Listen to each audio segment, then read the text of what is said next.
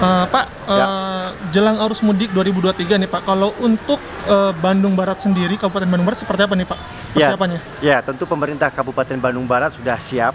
Termasuk hari ini kita menggelar gelar pasukan bersama TNI dan Polri dan juga dari Bandung Barat ada sekitar 575 pasukan yang tadi hadir.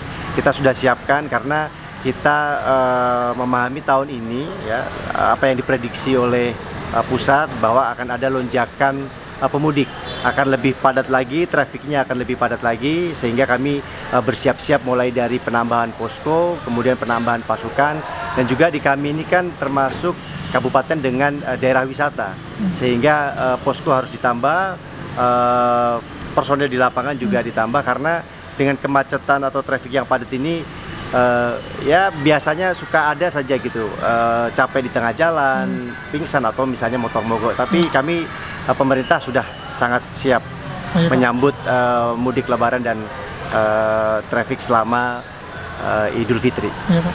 Nah Pak, kalau dilihat dari tahun kemarin Pak, tahun lalu tuh Pak, ada kendala nggak sih Pak yang terus akan diantisipasi di tahun ini Pak untuk khususnya untuk yang libur Lebaran ya, apalagi kan Bandung Barat ini kan Lembang, banyak sekali masyarakat yang ingin berwisata ke sana gitu Pak. Ya, tahun lalu dan bahkan 2 tahun sebelumnya kami sangat siap.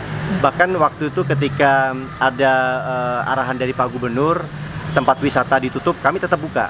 Jadi pada waktu itu kan ada larangan berwisata di libur Lebaran. Cuman libur Lebaran itu kan waktu itu hanya sampai hari Jumat. Sedangkan Sabtu dan Minggu itu tidak masuk libur Lebaran. Nah, provinsi menganjurkan kita untuk menutup. Tapi karena saya melihat di sektor pariwisata sudah banyak tutup, banyak pekerja, di kami ada sekitar 4.000 yang dirumahkan, kami buka. Tapi kami meyakinkan dengan komunikasi yang baik dengan TNI Polri, seluruh stakeholder, kami bisa mengatur rekayasa lalu lintasnya dan juga masuk di tempat wisata dengan sistem buka tutup. Jadi kami menerapkan apa yang disampaikan Pak Jokowi waktu itu, gas remnya harus tepat.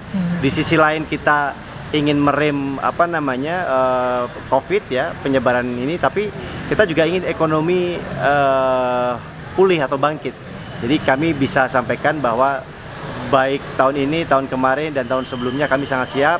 Meskipun tahun ini akan lebih banyak, diprediksi akan lebih banyak pemudik atau trafik akan lebih padat karena sudah tidak ada lagi PPKM. Terakhir Pak, ada pesan nggak Pak nih untuk masyarakat Bandung Barat Pak untuk libur Lebaran 2023 ini Pak?